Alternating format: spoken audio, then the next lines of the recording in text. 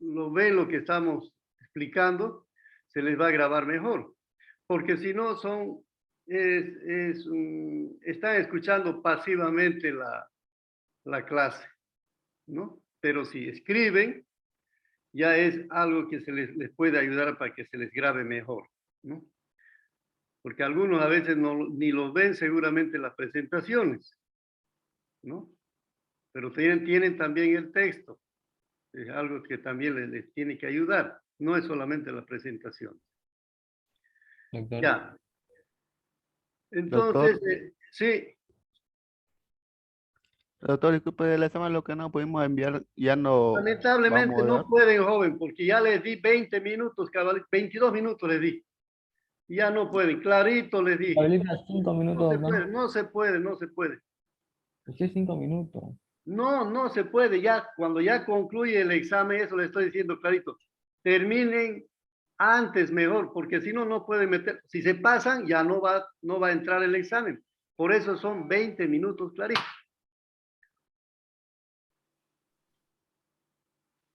Ya, continuamos. Los problemas de trastornos de piel son muy frecuentes en nuestro medio, dadas las características del medio ambiente, ¿no? Presencia de vectores, temperatura ambiental, humedad, todo eso favorece a la presentación de trastornos en la piel, ¿no? Y las causas son muy variadas, ¿no? Desde ácaros, bacterias, hongos, trastornos inmunológicos, hormonales, deficiencias de minerales, vitaminas, agentes físicos, agentes químicos y otras causas más, ¿no? De todas maneras, es importante determinar si la causa del problema de piel es primario o secundario. ¿Qué quiere decir esto?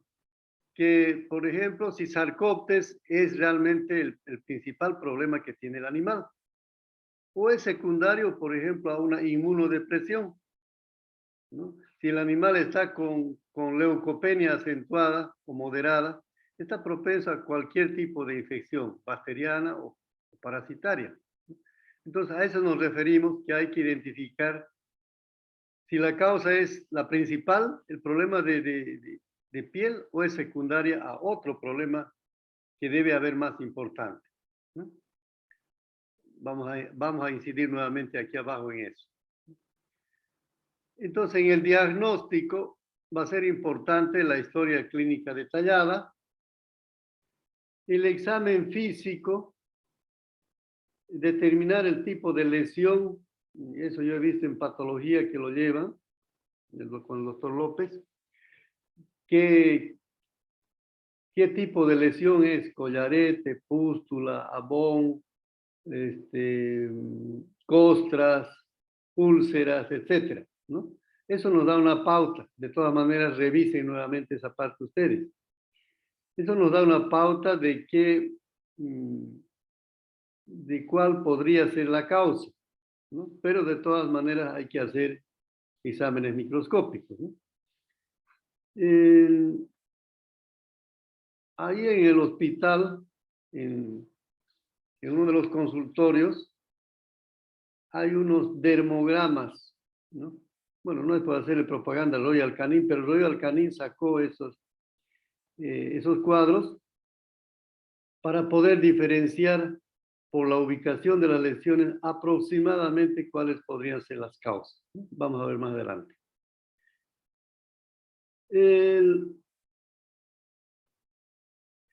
Los trastornos de piel también hay que complementar con hemogramas e inclusive hacer a veces tratamiento, ¿no? No es fácil detectar la causa en muchos casos, la causa de un problema de piel. Hay que hacer hemogramas. Si un animal está inmunodeprimido, pues posiblemente esa sea la causa primaria, ¿no? O vemos que un animal se rasca y las lesiones son parecidas a Sarcoptes. Entonces, hacemos el tratamiento para Sarcoptes y responde. Entonces, eso se debía a este ácaro. Entonces, no solamente el diagnóstico es por historia clínica, signos clínicos, diagnósticos de laboratorio, sino también que se pueden intentar tratamientos y ver cuál es el resultado, ¿no? Importante que los clínicos tengan pues libros de dermatología, ¿no? El campo es demasiado amplio de dermatología y es imposible que en una clase yo les pueda dar todo lo que es dermatología. Hay tratados que tienen 300, 400 páginas.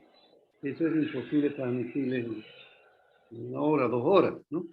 Pero por lo menos le daremos las pautas de cómo diagnosticar esos problemas de piel, ¿no?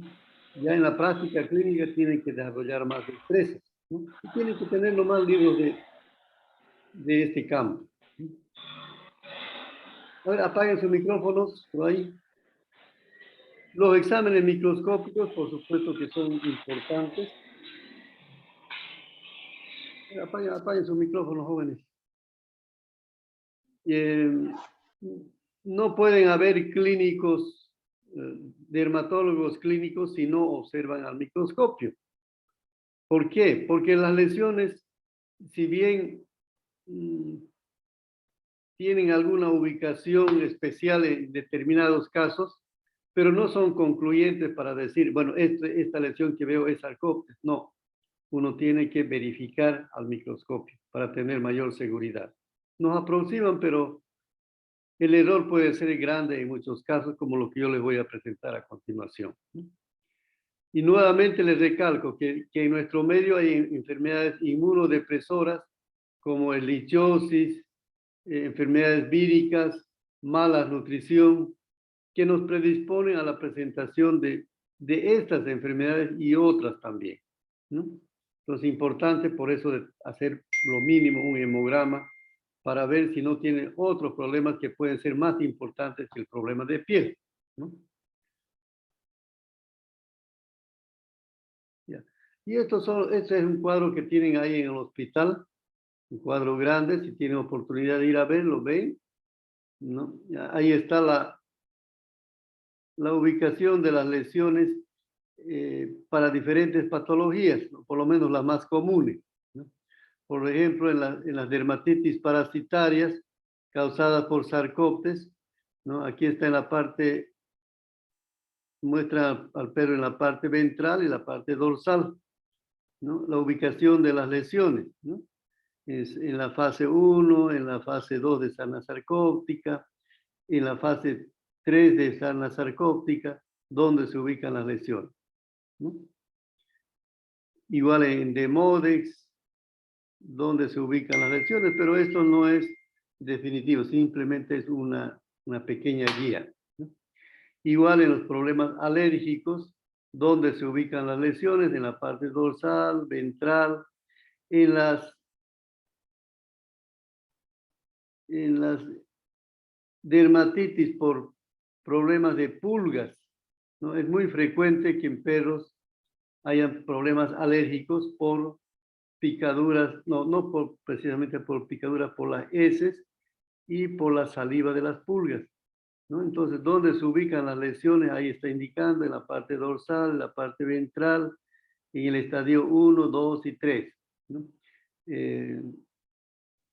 Es importante que, por ejemplo, el clínico, cuando hay un problema de prurito, lo primero que investigue es la presencia de pulgas, ¿ya? Es muy frecuente la infestación por pulgas y esas nos producen trastornos que nos pueden hacer confundir en el diagnóstico, ¿no? En primer lugar, causan pruritos y al causarse pruritos se va a rascar el animal o se muerde y ahí se produce infecciones secundarias, pioderma, ¿no? Y a veces nosotros estamos curando la pioderma, pero el problema principal, que son las pulgas, no estamos controlando, ¿no? Después hay otras dermatitis atópicas que se llaman, que no se sabe la causa, cuál es. Generalmente son problemas alérgicos, ¿no? en el estadio 1, estadio 2, estadio 3, donde se ubican las lesiones. De igual manera, en los trastornos hormonales, ¿no? Está la ubicación de las lesiones en la parte dorsal, ¿no? Y en la parte ventral, ¿no? En las piodermas o las infecciones bacterianas que son frecuentes, ¿no? ¿Dónde está la ubicación de las lesiones? ¿No? Igualmente, ¿no? Entonces, esto es una guía, no es para decir, veo estas lesiones aquí y es una pioderma. No, hay que hacer siempre el examen microscópico. Y les voy a mostrar casos cómo uno se puede equivocar totalmente cuando ve un caso. Por ejemplo, este. ¿En qué pensábamos nosotros? Por la presencia de pústulas, pensábamos que era una infección bacteriana, una pioderma, ¿no? Cuando hicimos el citológico, por supuesto que pensamos que era pioderma y directamente lo pusimos, lo coloreamos, hicimos una impresión, no impresión, sino reventamos estas pústulas y hicimos el extendido en portaobjetos. ¿Y con qué nos encontramos? Con Demodex. Muy diferente a lo que habíamos pensado, ¿no? Por eso es que es importante determinar cuál es la causa. Por supuesto que había leucocitos aquí, pero la causa principal era Demodex, ¿no? Y gran cantidad de Demodex extendido por todo el cuerpo del animal. Y como infección secundaria ya estaban las bacterias. Y estas lesiones así por Demodex no son frecuentes en perros. Yo he visto 1 o 2 veces nada más. Pero uno dice, es raro, ¿qué se va a presentar? Pero se presenta, ¿no? Entonces, desde el punto de vista clínico es importante por eso hacer el examen microscópico.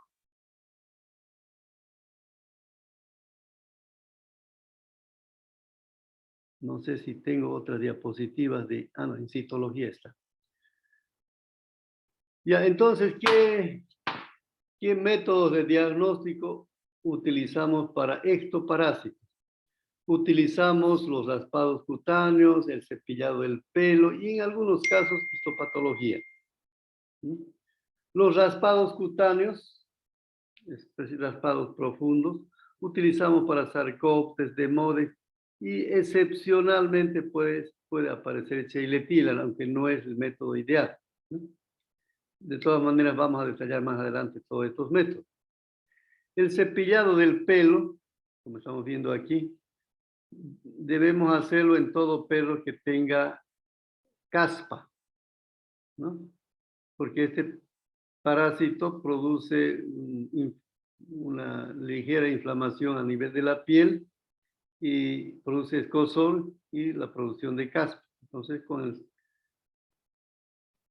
un peine de diente fino, mejor si tienen esos que usan a veces para sacar piojos, esos son lo ideal, ¿no? De dientes estrechos. Esas caspas hacemos caer en un papel, podemos ver con una lupa que se mueven esas caspas o esas caspas juntarlas y llevarlas a un portaobjetos, se pone alguna solución y observar también al microscopio, ¿no? Entonces el cepillado del pelo es más para Sheilettila. Bueno, y a veces también pueden caer piojos, ¿no? Piojos o pulgas. Y la impresión, bueno, entonces raspado cutáneo, cepillado del pelo, impresión con cintas de acetato. ¿Para qué son? Vamos a detallar después cada técnica. Especialmente para bacterias y hongos. Muy rara vez caen ácaros. Para ácaros es mejor el raspado cutáneo profundo. ¿Por qué? Porque los ácaros, Sarcoptes, Demodex, Notoedre, están unos cavando galerías, ¿no? En la piel y Demodex está en los folículos pilosos, ¿no? Entonces, si hacemos un raspado profundo, hay mayores posibilidades de encontrar en raspados cutáneos que en las tiras de acetato. Aquí, cuando hay muchos parásitos, recién podrían aparecer tal vez en la pegados a la cinta diurex o acetato. Y los exámenes histopatológicos que alguna vez vamos a tener que hacer, aunque no es tan frecuente, ¿no? Solamente hay unos casos que no podemos diagnosticar por exámenes dermatológicos.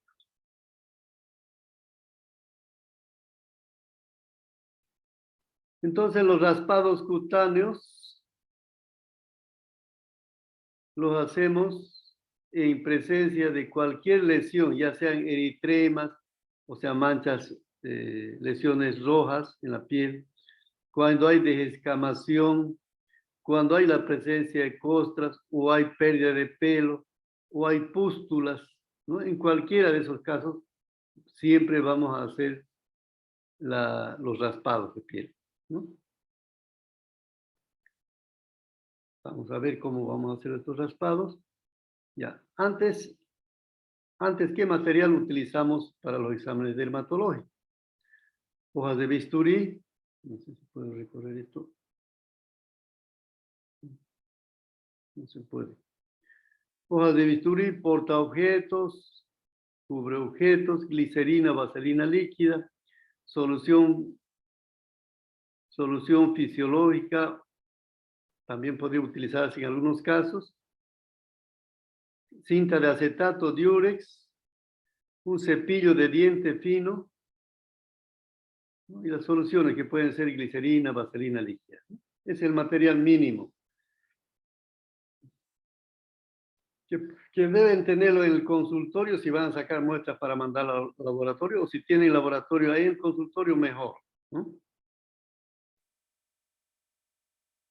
Entonces, en los raspados se pone una gota de glicerina o solución fisiológica en la hoja de bisturí, aquí, no en la piel, porque si este frasco lo ponemos a la piel, podemos estar contaminando.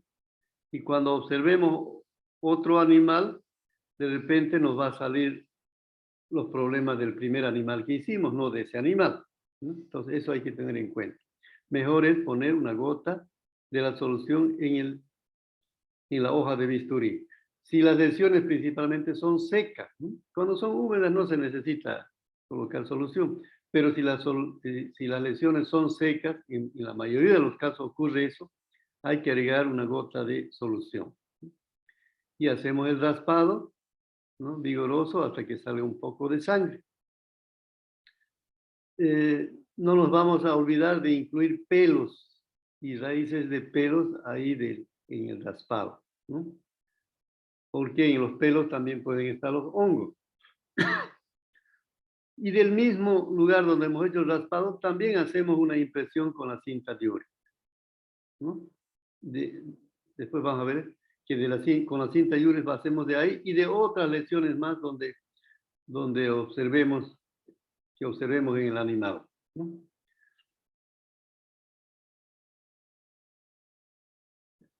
Entonces, el raspado debemos hacerlo lo más vigoroso posible hasta que salga un poquito, no sangre, sino que haya un enrojecimiento, un puntillado rojo en la piel, ¿no? Entonces es buena muestra. Y es mejor inclusive agarrar, a ver, les voy a mostrar, agarrar la piel y apretar de esta forma, ¿no? Y ahí hacer el raspado. Cuando apretamos, presionamos un poco la piel, estamos estimulando la salida de los ácaros hacia la superficie. Entonces va a ser más fácil encontrar los ácaros, ¿no? Entonces hay que tomar en cuenta esos pequeños detalles porque son importantes para mejorar la confiabilidad de los diagnósticos, ¿no? Vamos a ver después en interpretación estos problemas. Entonces hacemos el raspado. Sí. Doctor, una pregunta. ¿El raspado se realiza en el centro de la lesión o en la periferia de la lesión donde no está lesionado y una parte lesionada? ¿En cuál parte se puede hacer en la periferia de la lesión porque en la periferia a veces están hongos, ¿no? Y también en el centro, en los dos lugares. Y de varias zonas, no solamente de un lugar, de varios lugares, de 3 o 4 lugares, hay que sacar las muestras, ¿no?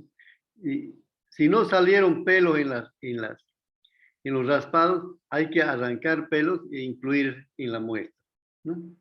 Por ejemplo, aquí, aquí están sacando bastante cantidad de pelos, porque posiblemente por ahí encontramos hongos, aquí en esta lámina, ¿no?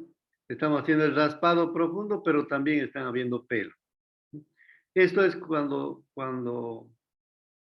tenemos el laboratorio dentro de la clínica, ¿no? Por ejemplo, en el hospital, nosotros sacamos directamente el raspado y lo ponemos en los portaobjetos, porque el laboratorio está cerca, ¿no?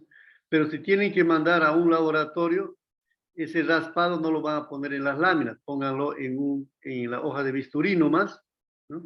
El raspado, y eso lo meten aquí dentro del tubo y lo mandan al laboratorio con la identificación correspondiente, ¿no? Eso es en cuanto a raspado.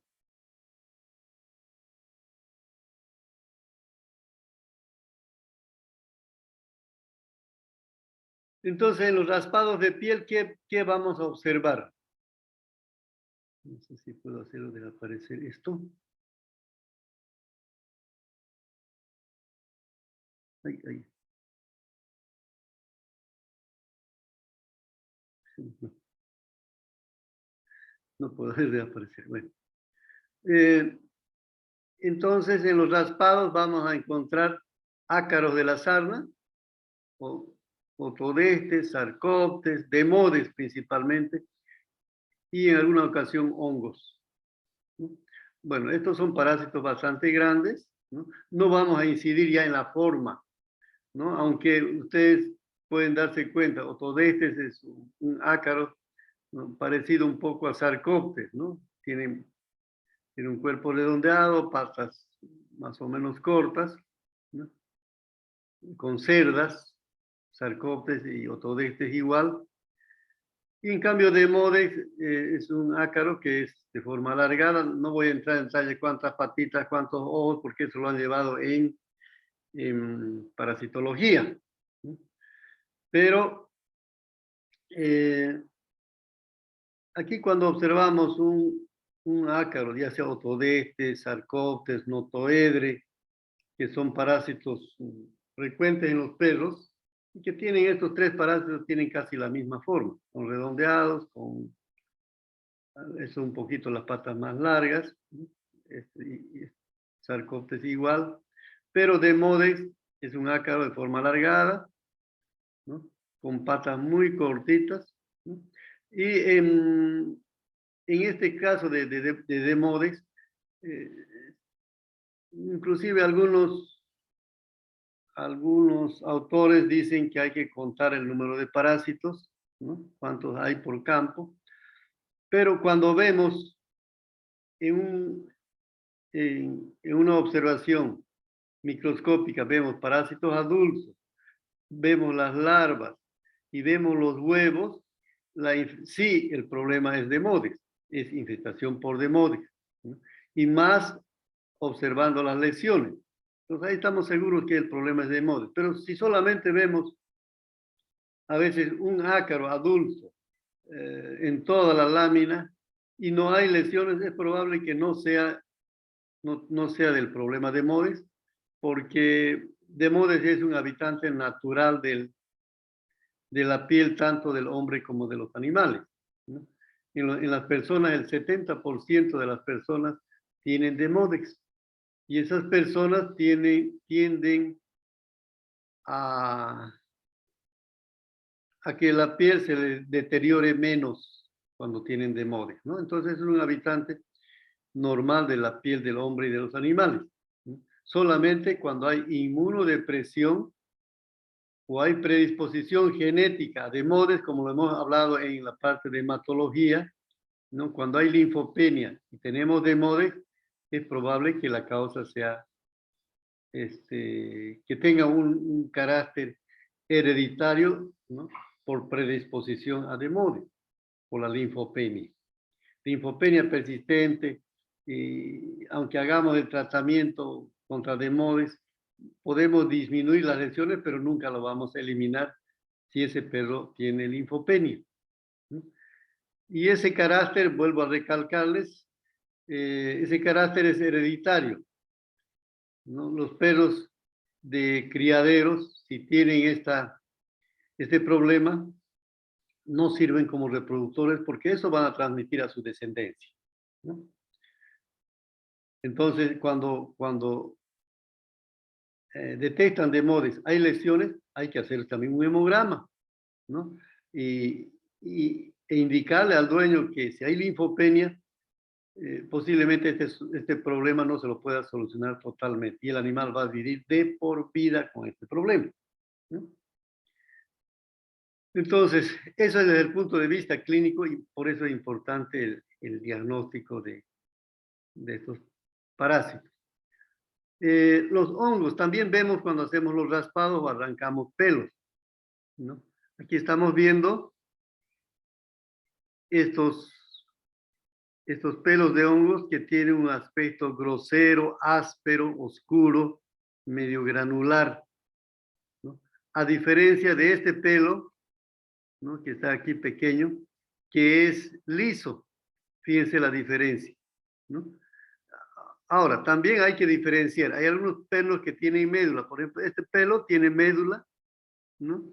Y la médula tiene un aspecto granular, pero es solamente ahí al centro, ¿no? En cambio, los hongos, ese aspecto grosero, irregular, oscuro, se lo tiene también en la periferia. O sea, todo, por ejemplo, aquí, este pelo posiblemente no tiene médula. Entonces, todo el pelo está cubierto por hongos. Bueno, aquí también, pero la médula se ve un poquito aquí. Igualmente aquí, porque es un pelo más grueso. Los pelos más gruesos siempre tienen médula y no vayan a estar confundiendo, especialmente los laboratoristas, ¿no? Confundir un pelo con médula con hongos, ¿no? Tienen que fijarse en la periferia del hongo, perdón, del pelo, si es de ese aspecto grosero o granular, oscuro, ¿no? Si toda la parte externa del pelo o los laterales tiene ese aspecto granular oscuro, es hongo, ¿no? Por supuesto que no es solamente un pelo que van a ver, seguramente van a tener que ver en todos los pelos. Aquí pelos más delgados, ¿no? Está cubierto totalmente de hongos, ¿no? En cambio este no. Y este pelo está a medias, ¿no? Una parte tiene hongos y la otra parte todavía no tiene hongos, ¿no? Entonces es cuestión de habilidad del laboratorista para detectar, para diagnosticar estos problemas. Después otro problema que detectamos en los raspados, generalmente siempre en muchos casos aparecen son las macroconidias de hongos. En la mayoría de los casos no son hongos patógenos, son hongos de contaminación, ¿no? Los perros se echan en el pasto, en la tierra y pueden pegársele estas macroconidias de hongos que no se multiplican en realidad en la piel, pero les producen un estado de alergia, ¿no? Y los perros se rascan, ¿no? Y ahí pueden producir lesiones, pioderma, etc., ¿no? Y bueno, eso no necesita antimicóticos, con solamente los baños con clorexidina o simplemente baños con champú van a desaparecer estas macroconidias, ¿no? Porque no están propiamente causando directamente problemas, ¿no? Y Sheiletila a veces salen los raspados, pero más posibilidades hay es de encontrar cuando hacemos el cepillado de la piel, del pelo, y esas caspas las podemos juntar y apegar a cinta diures y ver los ácaros. Pero ocasionalmente no es en un solo caso, ya en algunos casos hemos visto que estos ácaros aparecen en materia fecal, Sheiletila. Más adelante creo que hay otra fotografía, les voy a mostrar, ¿no? ¿Por qué? Porque Sheiletila es un parásito que produce prurito en la piel. Entonces los animales se lamen e ingieren estos parásitos y son tan resistentes a los ácidos del estómago que pasan estómago, pasan intestino y se los puede observar en materia fecal, ¿no? principalmente en aquellos perros que tienen diarrea, pero no producen diarrea, no producen trastornos en el aparato digestivo, ¿no? Entonces, es contaminación, pero igual desde el punto de vista clínico, es de utilidad para el clínico porque el tratamiento lo tiene que hacer a nivel de la piel, con baños antiparasitarios, los mismos que se utilizan para estos otros ácaros, ¿no? Entonces, importante también que no van a decir, ay, en el laboratorio del hospital me están detectando Sheilepiela, uy, seguramente es un parásito nuevo que está en el intestino. No, ahí tiene que, para eso es que el clínico tiene que razonar, pensar para interpretar un diagnóstico, un caso, ¿no?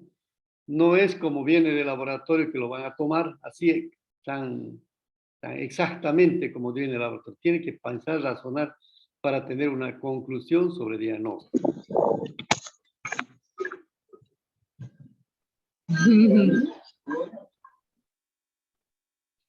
Ay, Carmiña. A ver, apaguen sus micrófonos.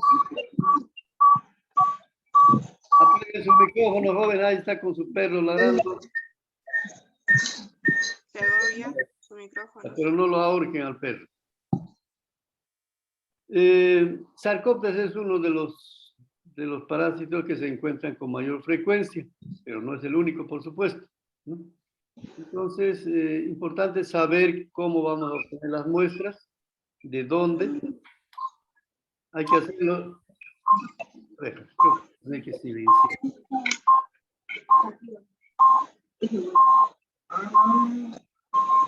Silencio al lado. Bueno, así va a tener que ser, pero ya me quitan tiempo ustedes. Entonces, en Sarcópteros,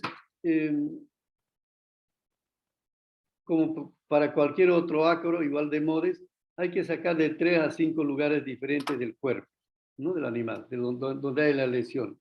¿Dónde se encuentran Sarcópteros? Principalmente en los corvejones, en los codos y en los bordes de las orejas. Aunque también de Modes también se ubica ahí, en las orejas. Entonces, no vamos a hacer los raspados donde hay muchas costras, ¿no? Porque las costras son células muertas, no van a estar los parásitos ahí, están en la piel, ¿no? Entonces, a veces nos mandan las costras así pegadas, y eso les digo, porque han sido casos reales, pegadas así, y no encontramos los parásitos. Entonces nos dicen, ¿cómo va a ser posible que no encuentran parásitos cuando yo estoy viendo que la piel está sin pelos, ¿no? Hay alopecia, ¿no? Pero es por la mala calidad de las muestras, ¿no? Entonces, no utilicen esas costras y saquen de la piel, ¿no? Eliminando esas costras, haciendo el raspado del centro y de la periferia de la lesión, ¿no? Si no, nos pueden dar resultados falsos negativos.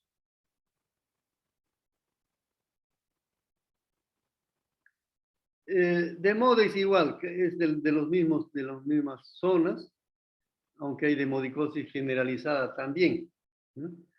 Para Demodex y Sarcópteros, ya les dije, debemos apretar la piel entre los dedos, ¿no? Para estimular la salida de los ácaros a los folículos pilosos, de los folículos pilosos, y de ahí hacemos el raspado.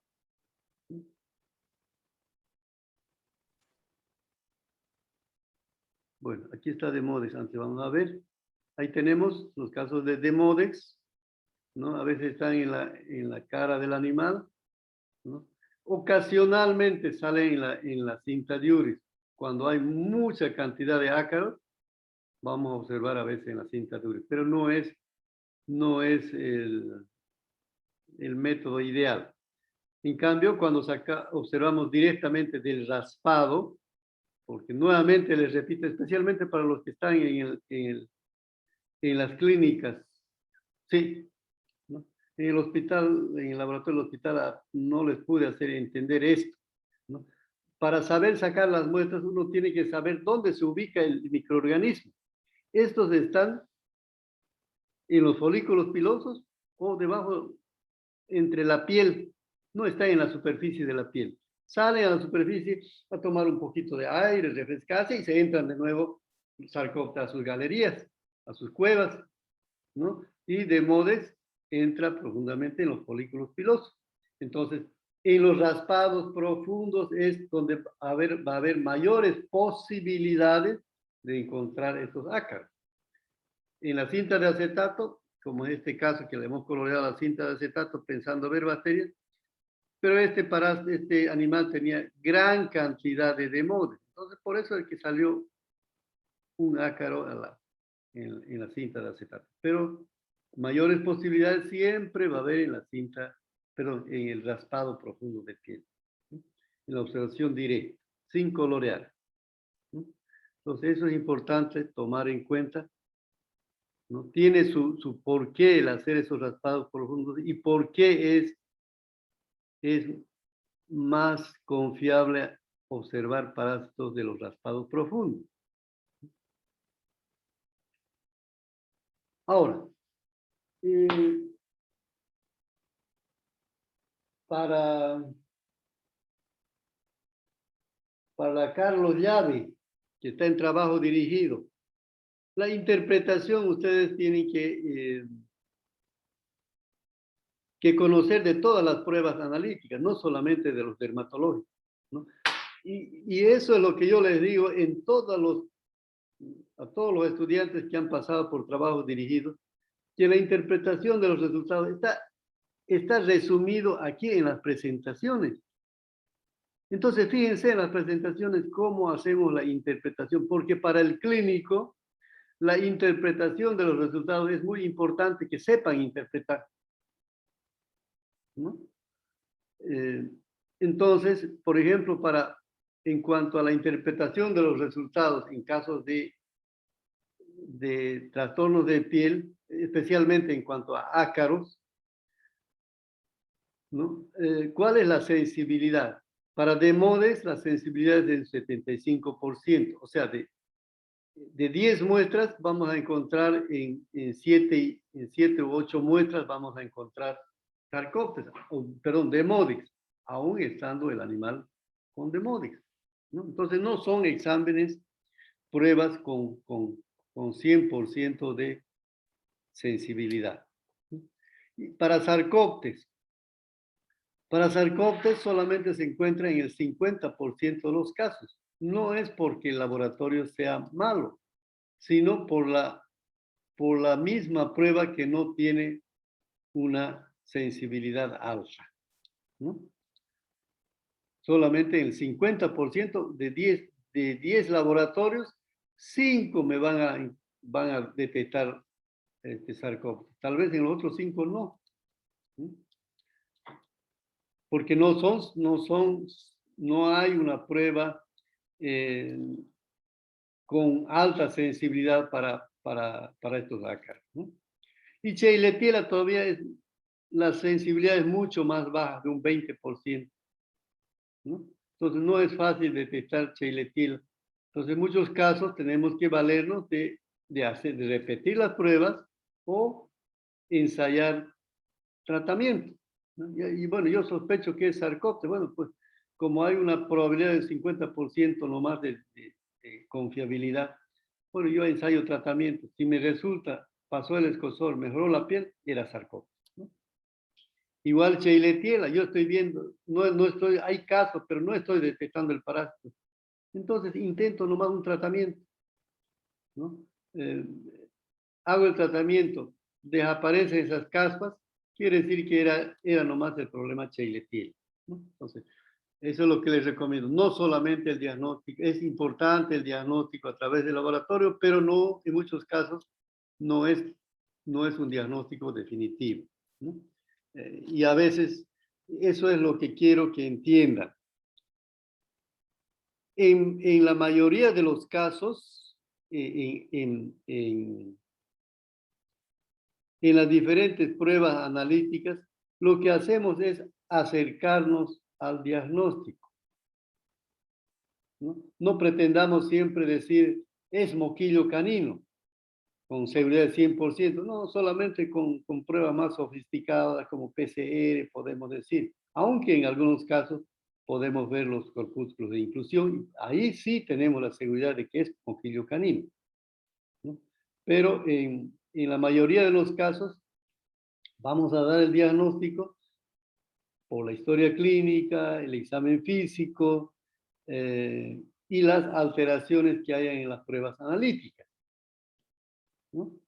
Entonces, con eso nos vamos a aproximar a un diagnóstico, ¿no? Que en muchos casos ocurre eso, ¿no? Ahora mismo en el coronavirus, ¿qué están diciendo los médicos? Bueno, tiene estos síntomas y la prueba de PCR le sale negativa, pero los síntomas son de coronavirus. Entonces, por los signos clínicos, por algunas otras pruebas que se hacen, llegan a la conclusión de que podría tratarse de coronavirus, ¿no? En muchos casos los médicos no tienen la seguridad de 100% para decir que es coronavirus. Ni las pruebas de PCR muchas veces le dan un resultado de confiabilidad de 100%, ¿no? Le dan buena seguridad, pero no se llega a veces al 100%, ¿no? Y a veces como clínicos pensamos que siempre el diagnóstico tiene que tener una seguridad de 100%. No es así. Y los clínicos lo saben, ¿no? Lo que hacemos es aproximarnos al diagnóstico. Con las pruebas analíticas, por supuesto, que nos vamos a aproximar mucho más que con solamente el examen físico, ¿no? Pero cuando vemos un ácaro, bueno, pues tenemos la seguridad de que sí que se trata de ese ácaro, no hay lugar a confusión, ¿no? Por lo que los laboratoristas tienen que estar familiarizados con los diferentes microorganismos o parásitos que afectan a la piel, ¿no? Bueno, yo le cuento de experiencia. A veces hay ninfas de garrapatas en la piel, en el animal. Cuando hacen el raspado, pues esas ninfas son visibles a la simple vista, son pequeñitas, y en el microscopio se ven pues grandes, ¿no? Entonces, el laboratorista tiene que saber diferenciar, ¿es un ácaro de la sarna o son ninfas simplemente de garrapatas, ¿no? Entonces, la especificidad depende mucho también entonces de la experiencia del laboratorista, ¿no?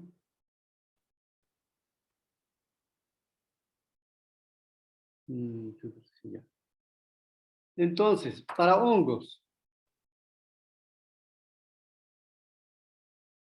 se puede utilizar la observación directa, como hemos visto antes en esas diapositivas, de los raspados de piel o arrancando los pelos, y también en la cinta adhesiva. En la cinta adhesiva, los hongos que están en la superficie de la piel, porque hay hongos que están en la superficie, les voy a mostrar en un momento, están en la superficie de piel o están pegados al pelo, ¿no? Entonces, con la cinta de acetato se van a pegar al pelo y se van a pegar a la piel. Entonces, hemos aumentado bastante la confiabilidad de los diagnósticos, tanto para bacterias como para hongos, con la cinta de acetato o la cinta diurex, ¿no? Esa cinta diurex, lo vamos a ver más adelante, se coloca un portaobjeto con el lado pegado hacia afuera y se asegura por los extremos con otros pedazos de cinta diurex y se colorea. Lo que queremos es colorear lo que se ha pegado a la piel del animal, ¿no? Ese es el objetivo de la cinta de acetato. Y bueno, ocasionalmente podemos hacer los cultivos, ¿no? Para hongos, y en algunos casos vamos a llegar a histopatología, ¿no?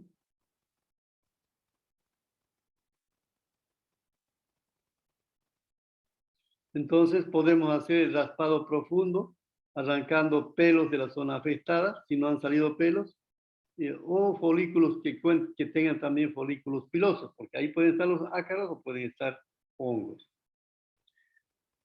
Generalmente lo que vamos a observar de los raspados de piel al microscopio, previamente se le agrega unas gotas de hidróxido de sodio o de hidróxido de potasio al 10%, ¿no? Para deshacer a veces las pequeñas costras que pueden haber en la muestra, que nos van a dificultar que el cubre objeto se pegue más al portaobjeto, ¿no? Entonces, con el hidróxido de sodio puede deshacerse esas costras, que a veces son duras, y si no se deshacen, todavía podemos poner un poco de fuego a la llama, al portaobjeto, se calienta un poco y esas costras se deshacen mejor, ¿no? Esos detalles los laboratoristas tienen que saber. Entonces, con esa observación microscópica del raspado directo, podemos ver hongos y esporas de hongos también, ¿no? Y cuando presionamos con la cinta de acetato, bueno, eso lo vamos a ver coloreada, ¿no?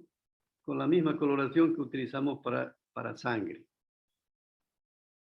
Y observamos ya con objetivo de inmersión, ¿no? Aquí están las fotografías, ¿no?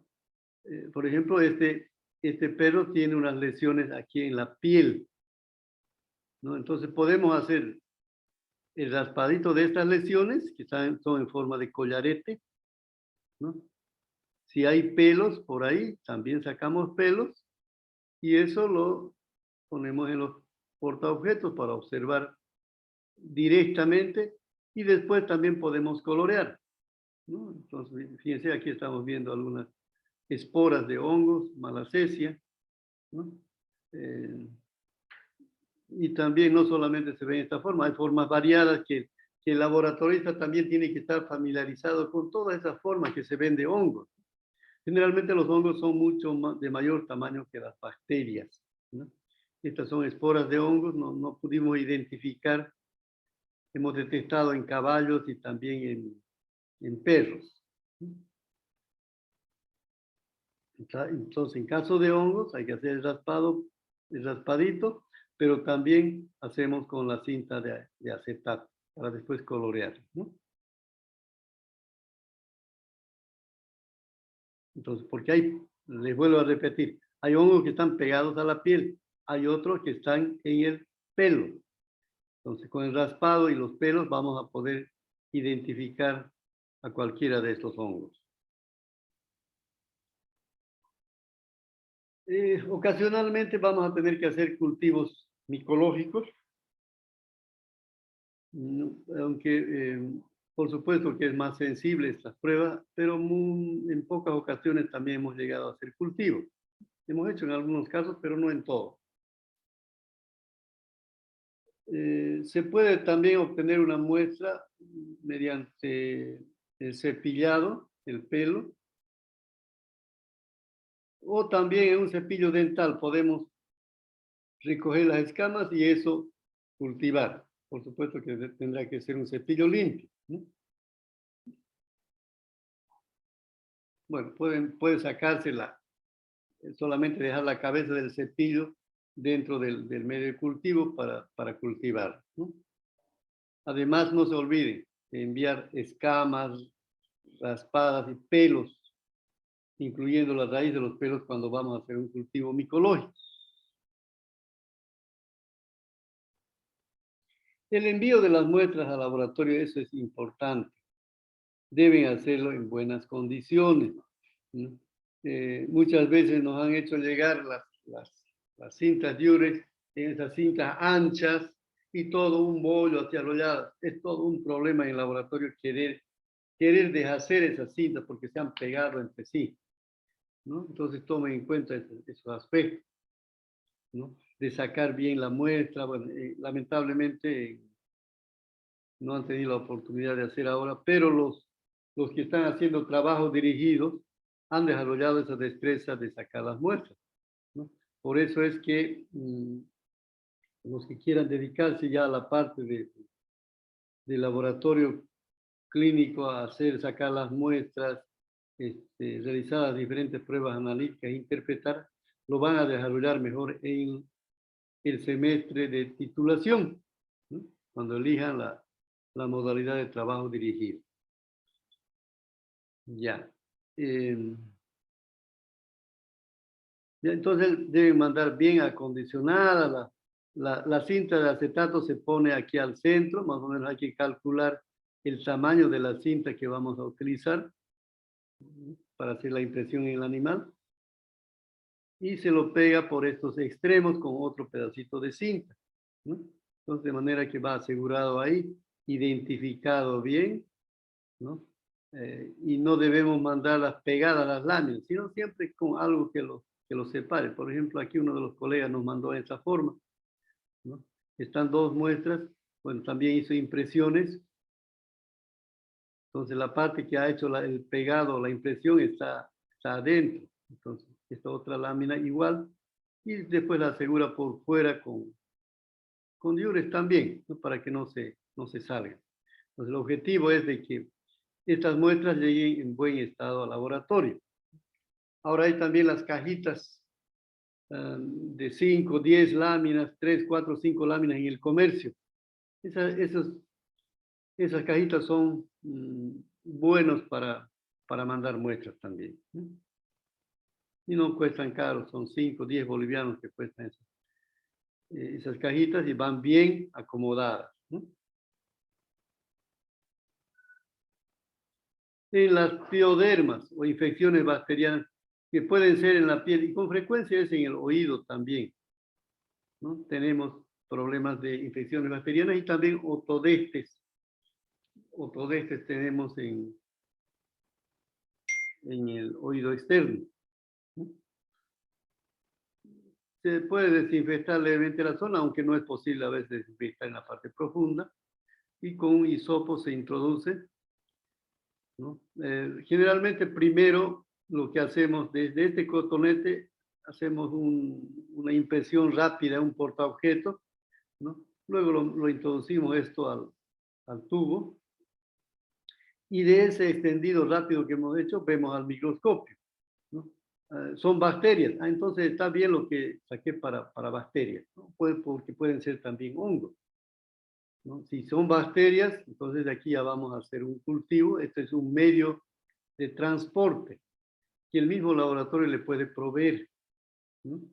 Entonces aquí se manda este hisopo o cotonete estéril para que hagan el cultivo, ¿no? Para bacterias, ¿no? Y nos hagan el antibiograma. Para hongos, también pueden salir hongos, solamente para el cultivo, no se hace antibiograma para hongos. Eso es algo que quiero que lo entiendan. A veces los clínicos nos piden un cultivo y antibiograma para hongos.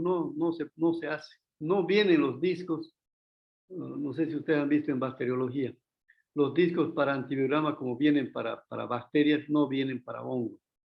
Se utilizan nomás los antimicóticos, ya sean vía oral o tópicos, ¿no? Entonces, de esa forma se envían al laboratorio.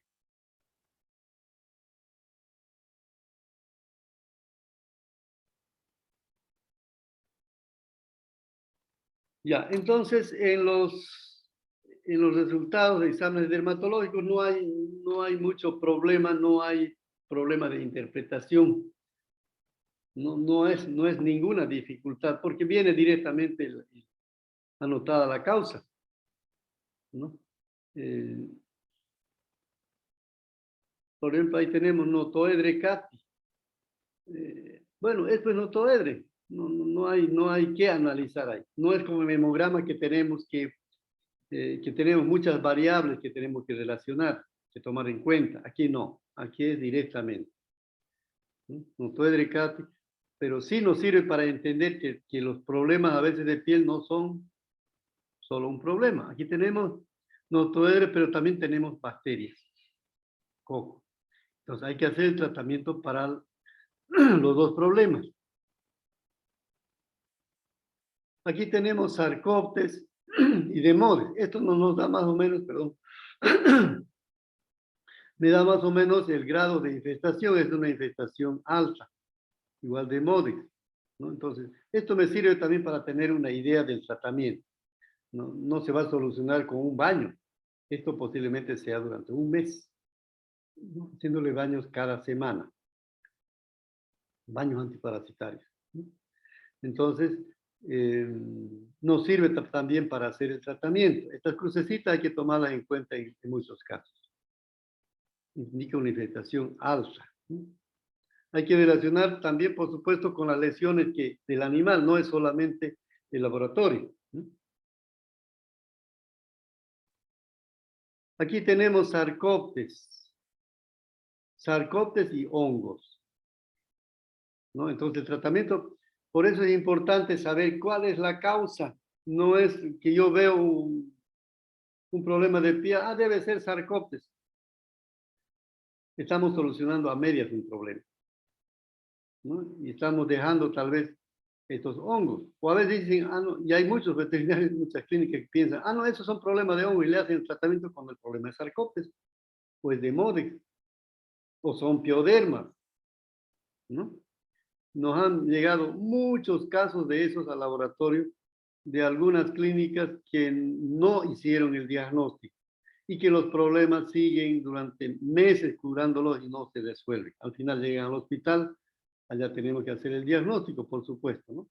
O en otras veterinarias también ya tienen sus laboratorios, pueden hacer el diagnóstico.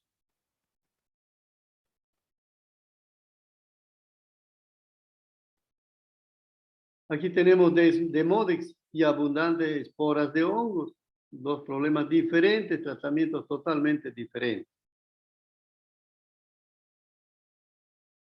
Aquí tenemos solamente un problema, microsporum ya. Es solamente ese problema y contra eso vamos a hacer tratamiento.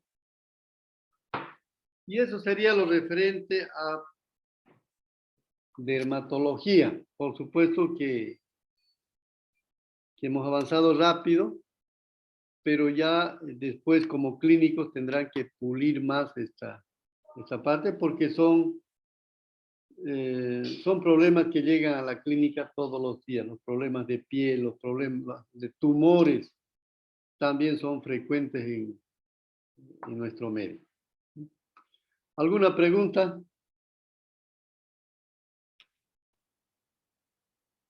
Esta imagen es del Beni.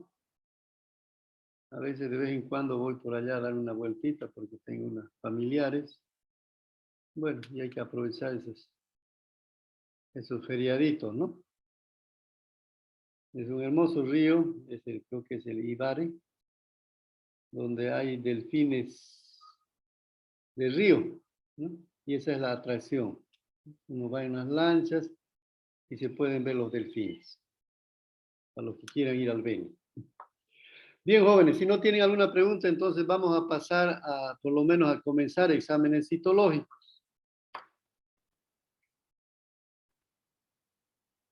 ¿Ya? Entonces me esperan unos 2 minutitos, tomen aire y después comenzamos. ¿Me está escuchando Sí, doctor. Marcela? ¿Sí? Sí, doctor, se escucha. Ya. Entonces un ratito me esperan, voy a cambiar de diapositiva.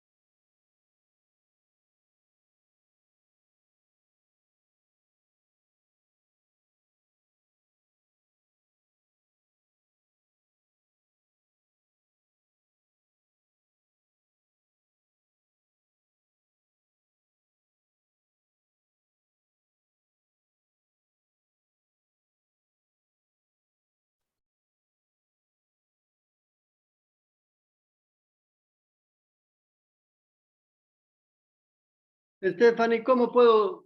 A ver, ven un ratito.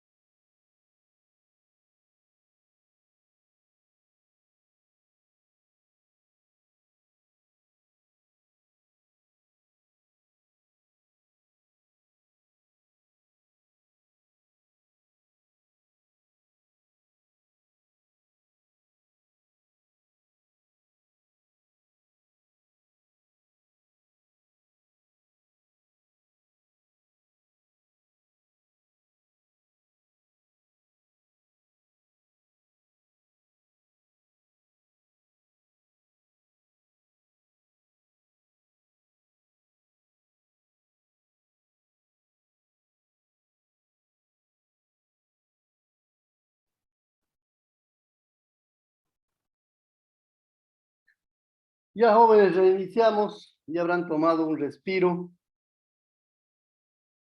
Marcela, ¿me escucha? Sí, doctor. Ya. Algunos son medio seguidos, así que le voy a aumentar el tamaño.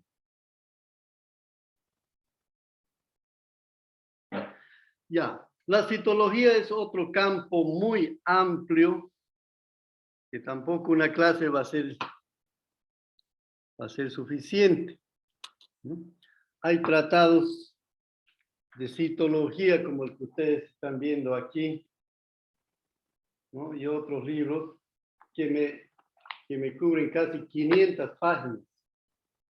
Entonces es imposible también darles en una sola clase todo lo que yo quisiera, ¿no? Aunque en laboratorio nosotros hemos visto por lo menos un 95% de los problemas a través de citología, ¿no?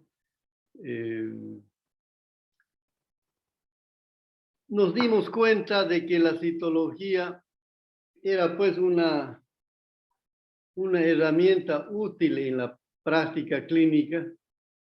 Entonces tuvimos que desarrollar esta parte. Yo estoy en esta, no, bueno, no solamente en citología, sino trabajando en laboratorio de patología clínica por más de 30 años. No, pero en un principio ya me había dado cuenta de que observar por lo menos las células, la morfología de las células, era importante para dar diagnósticos rápidos, ¿no? El dueño a veces del animal no quiere estar esperando 2, 3, 4, 5 días para hacer tratar a su animal. Entonces los exámenes citológicos son rápidos, ¿no? Aunque no tienen la confiabilidad que tiene histopatología, pero en muchos casos se solucionan problemas, ¿no? Los exámenes citológicos tienen una confiabilidad de un 85% más o menos en relación a histopatología, ¿no? Aunque muchos de los casos son relativamente fáciles de diagnosticar. Ya vamos a ver, ¿no? Más adelante que yo no digo compatible, es TBT, porque las características de esas células no nos da lugar a confusión, ¿no? Pero en otros casos sí voy a decir compatible con un sarcoma, ¿no? Porque no tengo la seguridad del 100%, ¿no? Pero hay tumores que son relativamente fáciles de diagnosticar, por supuesto teniendo el conocimiento, ¿no? Y la confiabilidad también depende de la destreza del citólogo, ¿no? Se necesitan bastantes bases de histología, ¿no? De la materia de histología. Yo llevé, por suerte, unos 3, 4 años llevé histología, y eso me ayudó bastante a poder entrar a la parte de citología, ¿no? Porque yo vi que, bueno, no se hacía antes la parte de citología, pero yo vi que era necesario para solucionar problemas rápidos en los animales, ¿no? Claro que en algunos casos tenemos que llegar a a hacer histopatología, ¿no? Ahora que ya hay un profesional ya dedicado exclusivamente a histopatología, estamos trabajando muy bien con el doctor Raúl López, ¿no? En los casos que tenemos dudas del laboratorio de patología clínica, los remitimos ya a histopatología, ¿no? Entonces hay una buena coordinación de trabajo entre el laboratorio de patología clínica y el laboratorio de histopatología. Inclusive también con el laboratorio de Provetsur, ¿no? Porque detectamos un agente, por ejemplo, una nueva cepa de Babesia, y le decimos al doctor Ariel Loza, a ver, ármeme una PCR para esta Babesia. Entonces ya para saber la incidencia de la enfermedad, ¿no? Entonces el trabajo en conjunto, en grupos de laboratorios es importante y es interesante. Entonces, ¿qué es bueno, ahora ya estamos entrando a la parte patológica. Citología, ustedes lo han llevado en histología, ¿no es cierto? Tanto las células como los tejidos. Pero en este caso ya estamos hablando de citopatología. Aunque no siempre se dice citopatología. Por ejemplo, en este libro, ¿ahí qué dice? Diagnóstico citopatológico. Bueno, está queriendo decir lo mismo, ¿no es cierto? O se dice citopatología. ¿Qué es la citopatología?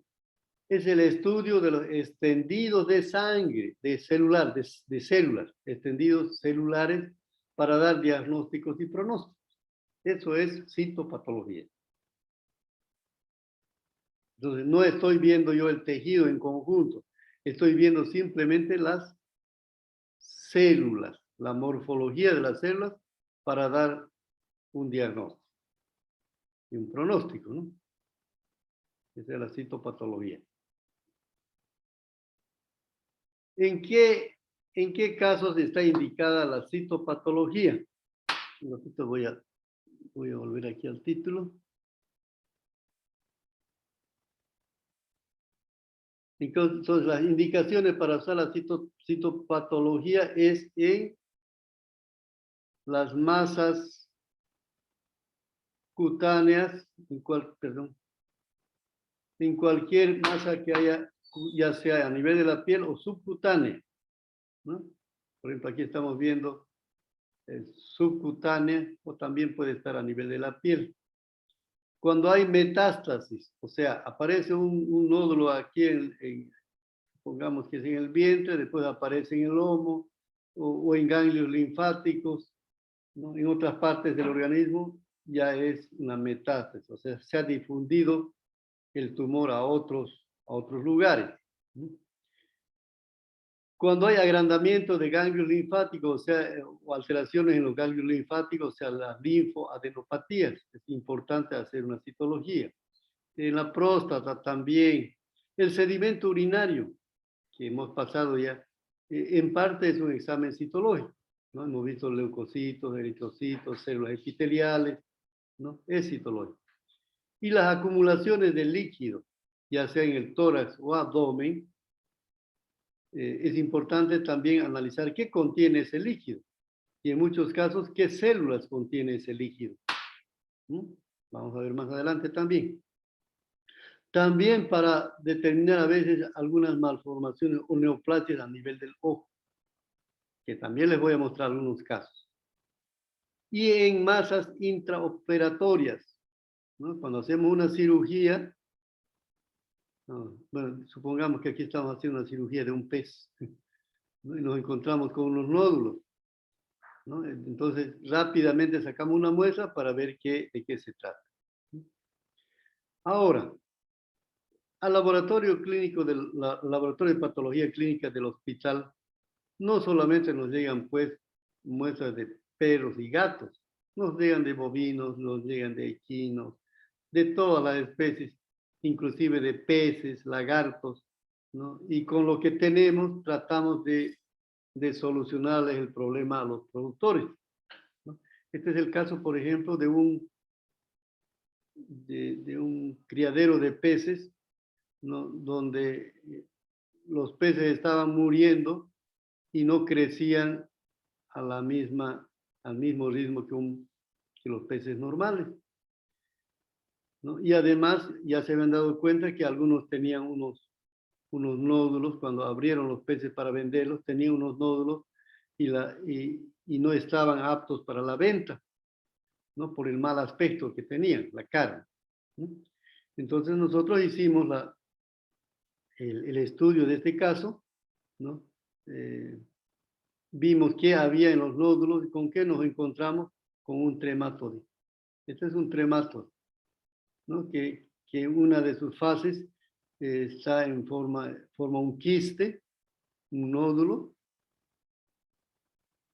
en la carne y afecta no es transmisible al humano, pero por mal aspecto no se puede consumir, ¿no? Al final, eso es importante. Uno encuentra un problema y tiene que actualizarse. Nosotros nunca habíamos visto este caso. Pero ahora hay pues la ventaja del Internet, hay bastante literatura y pudimos llegar a la conclusión de que era un trematode y además no solamente quiere el productor que saber qué es, sino saber cómo va a controlar. Y la única forma de control era ponerle malla milimétrica o mallas de gallineros a los criaderos, a los estanques, ¿no? Para que no entren las aves acuáticas, que son garzas o patos, que ellos eran los que transmitían el problema, ¿no? O sea, el ciclo evolutivo estaba entre los peces y las aves acuáticas. Entonces, de esa manera se cortó el problema, ¿no?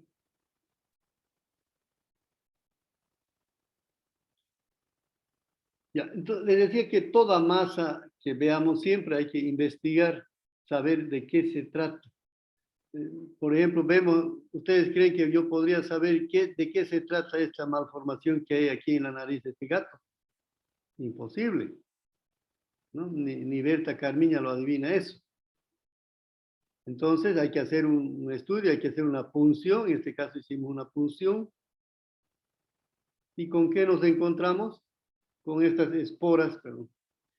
Estas esporas de hongo que estamos mostrando ahí con las flechas verdes, ¿no? Bastantes esporas, y son de Cryptococcus, un hongo, y hay muchos hongos sistémicos, ¿no? Que estos hongos entran generalmente por la cavidad nasal, por la vía respiratoria, algunos pasan a pulmones y otros pasan a la sangre, y de la sangre se van a diferentes órganos, ¿no? Unos van al sistema nervioso central, otros van a pulmones, y otros se ubican en gatos especialmente se ubican en esta parte. Posiblemente ahora con el coronavirus, bueno, es una suposición mía, ¿no? Por ejemplo, en Cryptococcus,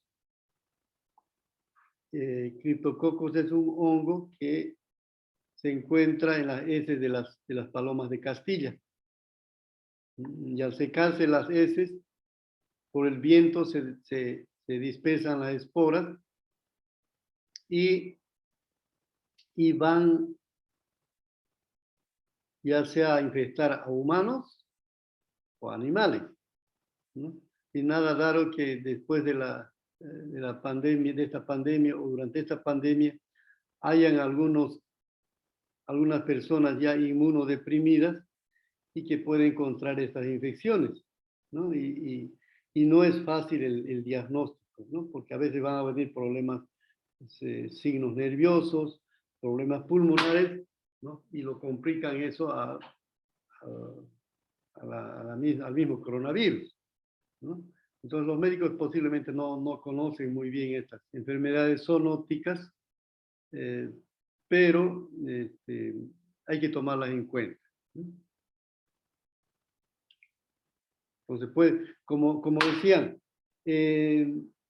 no sé si ustedes han escuchado del hongo negro, el coronavirus, ¿no es cierto? Y este es un hongo también, no es de color negro, por supuesto, pero podría aparecer en personas que han cursado con coronavirus o en personas inmunodeprimidas, ¿no? El problema es que a veces esos tumores se van al sistema nervioso central o a veces también en pulmones.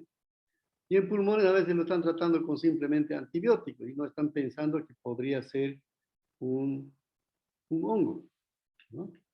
Los hongos se multiplican muchas veces ante situaciones de baja de las defensas. En gatos, eso hablamos con los de infecciosas, los gatos son muy propensos a contraer inmunodeficiencia felina o panleucopenia felina. Estas dos enfermedades les producen inmunodepresión. Entonces, generalmente en estos gatos que van a disculpar que me estoy extendiendo porque si no serían tal vez unas imágenes frías, ¿no? Entonces, estos gatos inmunodeprimidos llegan a contraer estas micosis que son sistémicas. Entonces, ¿por qué no va a ser tan igual en el hombre? Pueden ocurrir, ¿no? Entonces, no todas, esto es algo importante, no todas las malformaciones que veamos, los tumores, siempre van a ser cáncer. No, algunas son de tipo inflamatorio, como estos hongos o bacterias que también vamos a ver. Por eso es importante examinar de qué se trata. Entonces, ¿qué ventajas nos traen los exámenes citológicos? En primer lugar, el costo es económico, ¿no? Si comparamos con histopatología, que, bueno, de un tejido vale 150 bolivianos, en un dermatológico o en citológico creo que está en 90 bolivianos. Los resultados en el examen citológico se obtienen en corto tiempo, ¿no? Si es solamente una muestra, bueno, lo máximo tal vez será una hora, ¿no? O dependiendo también de la cantidad de muestras que llegan a ese laboratorio. Bueno, en el laboratorio del hospital, generalmente las muestras que entran en la mañana, los resultados se dan en la tarde, y los de la tarde para el otro día, ¿sí? Pero de todas maneras es corto el tiempo, ¿sí? Histopatología demora por lo menos unos 7 días. No interesa, para hacer citología, no interesa en qué estado esté el animal, ¿sí? Cualquier condición en la que se encuentre se puede hacer una citología o inclusive hacer una biopsia o un pequeño tejido, ¿sí? Y se puede acceder a masas tumorales cutáneas o subcutáneas, ¿sí?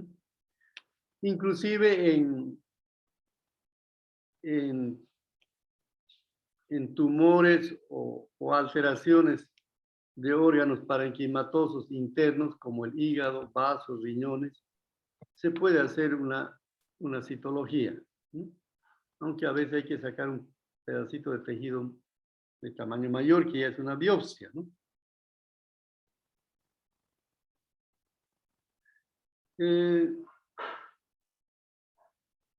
Bueno, seguimos con las ventajas, ¿no? Por ejemplo, la leishmaniasis es una enfermedad que con más frecuencia estamos detectando pacientes aquí en la ciudad.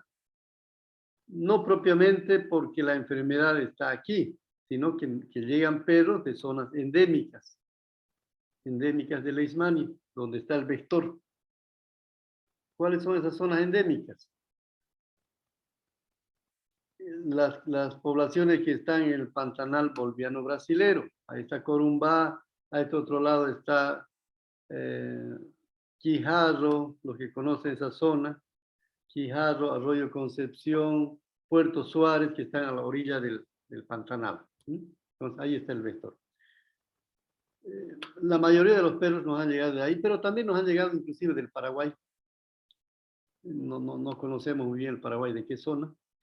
Hay otras zonas endémicas como en Yapacanía, unos 10 o 12 kilómetros adentro. Hay el problema de leishmania, pero muy rara vez nos ha llegado, creo que un caso de ahí, porque no son zonas pobladas, ¿sí?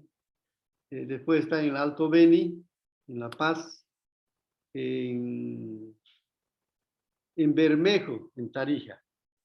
También hay otra zona endémica, ¿no? Entonces, importante es para el diagnóstico la historia clínica, de dónde vienen esos perros, ¿no? Y después relacionar con las lesiones. Y el diagnóstico definitivo va a ser observar los amastigotes de Leishmania, que son estos, ¿no? Son microorganismos muy parecidos a las babesias, pero que se ubican en los macrófagos. Este es un macrófago de un raspado de piel de este perro.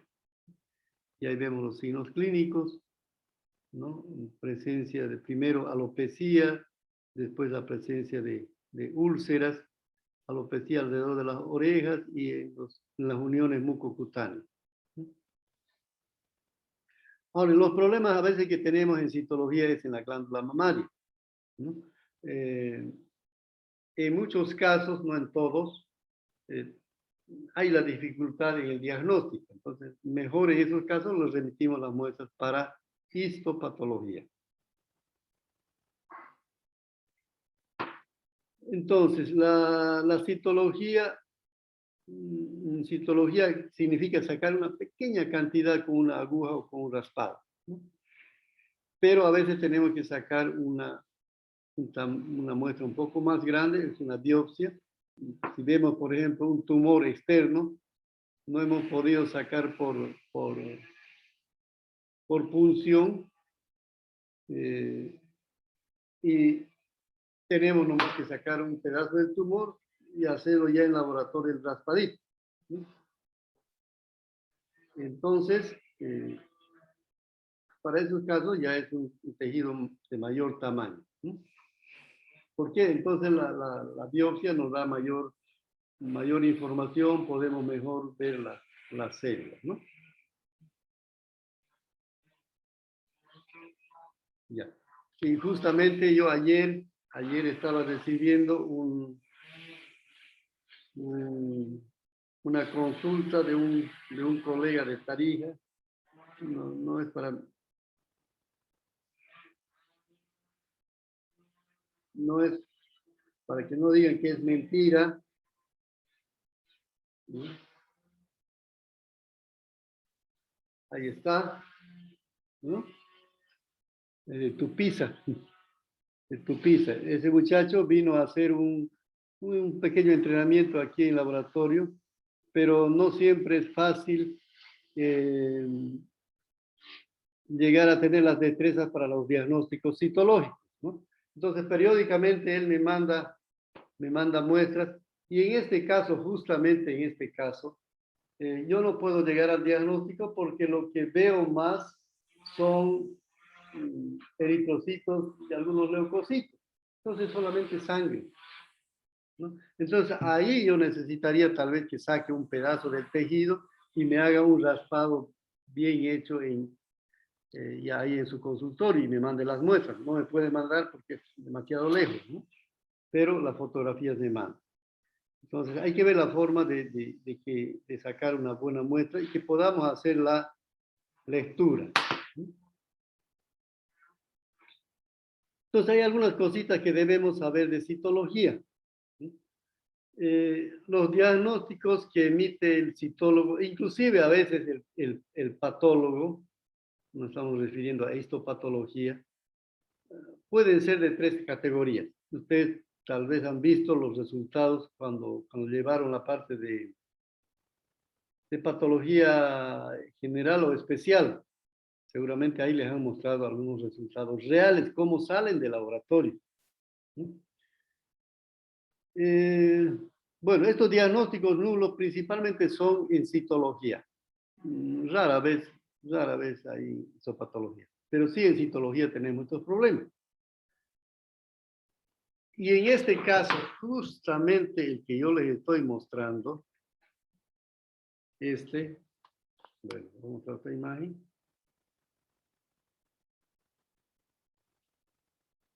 Este es un diagnóstico nulo, ¿no? Donde solamente estoy viendo yo eritrocitos y leucocitos. Entonces no me interesa eso. Entonces yo le mando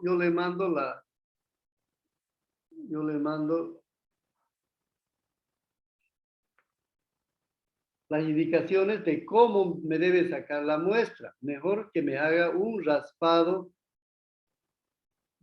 profundo, ¿no? Vigoroso, de manera que me salgan las células del tumor. No me interesa la sangre, ¿no? Los tumores siempre son irrigados, pero no me interesa la sangre, me interesan las células que hayan para poder, otras células que hayan para poder dar mi diagnóstico. Entonces, esos casos, él está viendo una nodulación, ¿no? Pero, no sé si lo tengo la foto del perro, lamentablemente no la tengo, pero es en la parte externa de la nariz. Pero no puedo ver nada, ¿no? Porque la muestra más contiene sangre, ¿no? Entonces a veces dicen, ¿cómo puede ser posible que no vea una célula y que yo estoy viendo el tumor? Pero ocurre. A veces por punción uno está punzando al tumor y justamente va a un vaso sanguíneo y lo que sale es sangre y no nos interesa eso. Entonces, ¿qué es lo que se hace? Bueno, en el hospital hacemos, le decimos a veces que vuelva al paciente, pero a veces no puede volver. Entonces, en muchos casos le hemos dicho que esperen un momento ahí en la sala de espera, que vamos a ver, hacer una observación rápida de la muestra y después ya le decimos si está bien, se va, ya vemos con detalle, o si no, tenemos que repetir la muestra, ¿no? Entonces, esos son los problemas a veces en estos diagnósticos nulos, que no hay la suficiente cantidad de muestras o está contaminada con sangre y no podemos dar un diagnóstico. Es el caso que les acabo de mostrar, es de ayer este caso, ¿no? Es fresquito. O en otros casos tenemos nomás que mandar muestras para histopatología. A ver, vamos un poquito, voy a volver atrás. Ya. Este es el caso de un perro, ¿no? Donde había veíamos una malformación justo a la altura de este hueso. No sé si este es el fémur, sí, la cabeza del fémur. Y yo pensaba que podía ser un osteosarcoma, porque era duro. Entonces, ¿qué hicimos? Hicimos una radiografía.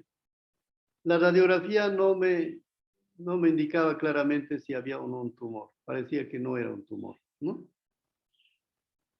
Hicimos fosfatasa alcalina.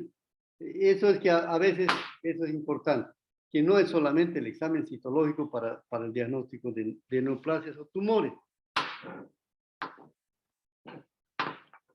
sino que también hay que complementar con otros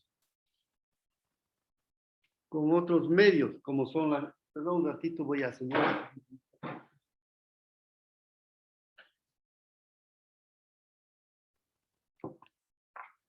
Hay que complementar con otros medios como las radiografías. Radiografías o también con química sanguínea, ¿no? En química sanguínea, cuando hay osteosarcomas, hay una elevación de esta enzima y también de calcio. Entonces nosotros en este caso hicimos la determinación de calcio y fosfatasa alcalina y los dos valores estaban normales. Entonces comenzamos ya a pensar que no era un osteosarcoma. Pero como no nos salía la muestra por punción, porque era un tumor duro, procedimos a hacer una pequeña incisión, ¿no? Ya con el histopatólogo más, ¿no? Hicimos la incisión y sacamos ya un pedazo del tumor. Entonces ese pedazo nos sirvió para hacer histopatología y también citología, ¿no? Primero hicimos citología, raspadito de la masa tumoral, ¿no? Y después lo pusimos en formol para que le hagan histopatología. Y en los dos casos concluimos que se trataba de un fibrosarcoma, ¿no? Tanto por histopatología como por citología. Entonces, no es solamente con una punción o un raspado que en algunos casos vamos a llegar a un diagnóstico. Tenemos que utilizar otros medios disponibles, ecografías, radiografías, sacar una biopsia, hacer histopatología, ¿no? Inclusive química sanguínea, como en este caso.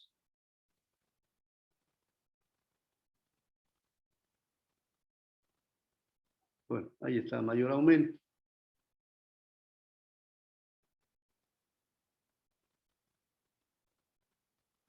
Entonces, a simple vista, uno se puede equivocar en los diagnósticos. Este es otro casito interesante que tuvimos, ¿no? Nos llegó esta señora con el perrito y tenía cerca de la cola un tumor. ¿No? Este es el tumor. Cuando lo sacamos la muestra, vimos que era un tumor muy irrigado. Pero en el primer intento de sacar la muestra, ¿qué observamos? Solamente sangre. Pese a verse este tumor claramente, pero era sangre. Entonces, ¿qué le dijimos a la señora? Señora, por favor, espere un momentito aquí en la sala de espera y vamos a ver cómo salió la muestra. ¿No? Entonces, en el primer intento salió esto. Después, nuevamente, al ver que salió mal la muestra, nuevamente le sacamos la muestra y ya vimos que se trataba de un carcinoma, ¿no? Posiblemente de células escamosas. No estamos seguros, pero era un carcinoma. Entonces, en el segundo intento recién pudimos obtener las muestras que nos interesaban, que eran estas, ¿no? Entonces, hay esos aspectos que hay que tomar en cuenta cuando vamos a hacer un diagnóstico citológico, ¿no? Esto yo les estoy contando desde el punto de vista práctico de lo que se hace, ¿no? Bueno, 5 minutos más y vamos a suspender la clase. Entonces, hay unos usos y abusos que se hacen de la citología, ¿no? Hay los diagnósticos presuntivos o de compatibilidad. ¿Qué se llama esto? ¿Qué quiere decir esto? Que muchas veces no tenemos la seguridad de un 100% de que se trata de determinada neoplasia, ¿no? Y en muchos casos, inclusive en histopatología, hay esos diagnósticos presuntivos, ¿no? Y en histopatología y en citología también, ¿no? Entonces, muchas veces se indica que hay una posibilidad de que sea tal cosa, pero no se cierra totalmente el diagnóstico, ¿no? Muchas veces en estos casos va a ser importante la historia clínica y el examen físico del paciente, la evolución al tratamiento que hizo el clínico también, ¿no? Y en algunos casos vamos a tener que hacer nomás una biopsia, o sea, sacar un tejido más grande. Entonces, en los informes, y eso ustedes pueden verificarlo, es bueno que vayan a histopatología, ¿no? Y complementen con lo que yo les estoy diciendo. Entonces, hay en los resultados de histopatología y de citología también, en el laboratorio de patología clínica, decimos compatible. Compatible quiere decir que se parece. Por ejemplo, yo puedo decir, se observan células redondas con núcleos centrales dispuestas en hilera, compatible con carcinoma, ¿no? O sugestivo, quiere decir que posiblemente también es sugestivo de ser un carcinoma. Posiblemente se trata de un sarcoma, probablemente es un histiocitoma. Entonces, no estoy dando un diagnóstico con 100% de confiabilidad, ¿no? Porque en muchos casos no se puede, ¿no? Ni los patólogos ni citólogos más expertos a veces pueden llegar a un diagnóstico con un 100% de seguridad, ¿no? Salvo algunos casos, ¿no? Los diagnósticos fiables son confiables, quiere decir, ¿no? Entonces, por citología estamos dando un buen diagnóstico, hemos identificado bien la lesión o la morfología celular, ¿no? Inclusive ahí nos falta un poquito más para llegar al diagnóstico definitivo, ¿no? Por ejemplo, en los mastocitomas. Yo por citología puedo decir, es mastocitoma y no me voy a equivocar. Pero determinar el grado de este mastocitoma, que es importante, eso es lo que en algunos casos por citología no voy a poder hacerlo, ¿no? Para eso se necesita hacer histopatología, donde ya veo el tejido en conjunto y puedo tener una mayor idea de la gravedad del caso, ¿no? Por citología no es así. Por citología estoy viendo solamente unas pocas células, ¿no? Aquí estoy viendo en histopatología el tejido y también la célula, ¿no? Esa es la diferencia. Y en mastocitoma, por ejemplo, es importante determinar el grado porque de acuerdo a eso yo voy a hacer mi cirugía. Si es grado 1 es benigno, entonces voy a sacar el tumor con un pequeño margen simplemente.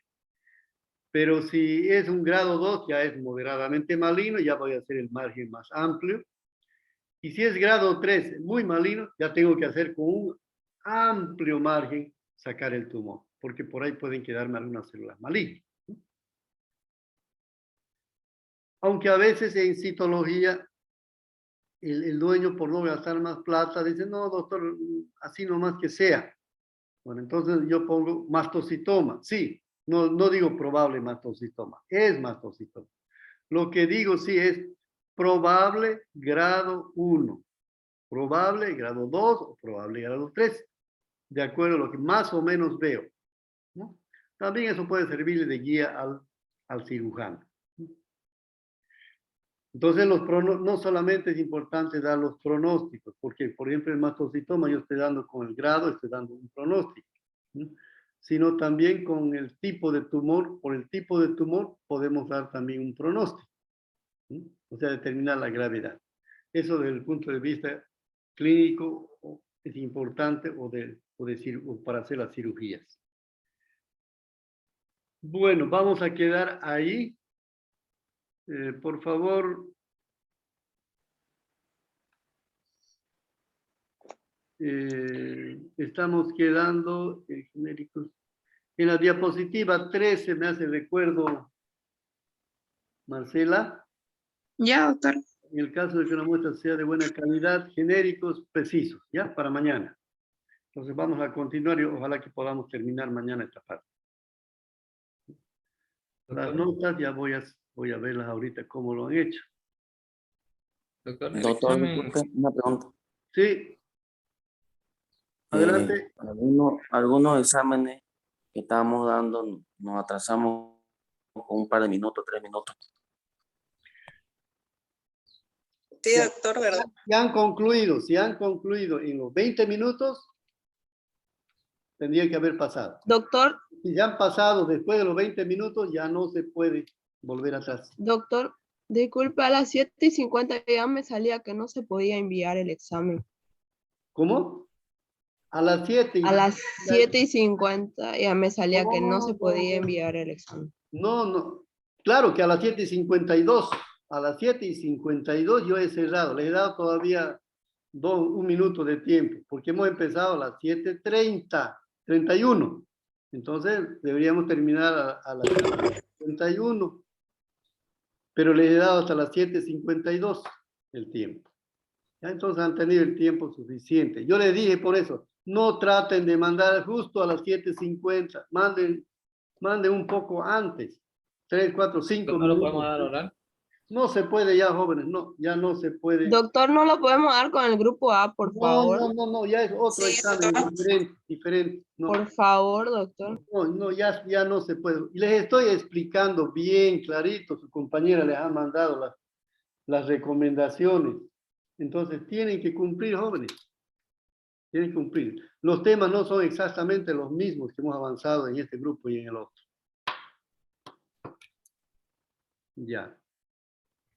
Doctor, ¿el examen final cuándo va a ser? Más o menos. No, ya les he indicado, ya hemos hablado con su compañera, con Marcela. Los que no han venido a la anterior clase tal vez no saben. Comuníqueles, Marcela, por favor. Marcela, vuélvale a repetir lo que hemos quedado en los exámenes. La próxima, mañana todavía acabamos de esto. El día Miércoles. miércoles repaso y el jueves parcial. El final sería. ¿Ya? Por favor, colóquele nuevamente, porque alumnos que no vienen no saben. Ya, doctor. ¿Ya? Doctor, ¿nos puede dar un poquito más de tiempo para el Doctor. examen final? Unos 5 minutos más. No, Oye. jóvenes. Yo he calculado y el tiempo necesario para ustedes y les sobra todavía. Algunos alumnos han estado metiendo los exámenes ya a los 15 minutos. ¿No? Entonces les sobra tiempo. Doctor, ¿y el tercer examen, será que no nos lo puede hacer valer por 2 a los que no les salió la nota? No. Son capítulos diferentes. Son temas diferentes. Somos varios, doctor, que no Sí, podemos por mandar este favor, examen. doctor. No somos pocos. No. Por favor, doctor, consíguelo para que No se Podamos- puede, no se puede. Lo que pasa es que ustedes tienen que ser más conscientes, cumplir lo que uno les está diciendo y leer bien lo que les ha mandado su compañera. Les estoy repitiendo muchas veces, hagan esto, cumplan esto, tengan cuidado con esto, ¿no? Entonces tienen que tomar en cuenta esas recomendaciones que les estamos dando, ¿no? Ojalá puedan mejorar en este próximo examen. Y aprovechen que son exámenes fáciles. No es más que poner un puntito, nada más. El problema de ustedes en escribir, eso lo he visto en el primer examen parcial, por eso las notas no estaban bien. Pero aprovechen este tipo de exámenes. Y estos exámenes les he hecho justamente para que puedan recuperar las notas, pero tienen que cumplirlos. ¿Ya? Doctor, mañana puede dar las notas del primer y segundo examen. Ya les he dado del primer examen. De este segundo sale en la pantalla directamente para todos. Ahorita lo voy a ver. Ah, no. Primero tengo que convertir y después ver. Sí, más tarde les voy a pasar todo lo que no vieron. Aunque creo que Marcela, a ver Marcela si está por ahí. Sí, doctor. Marcela, creo que ya pueden ver ustedes su... Cuando termine el examen sale la nota, doctor.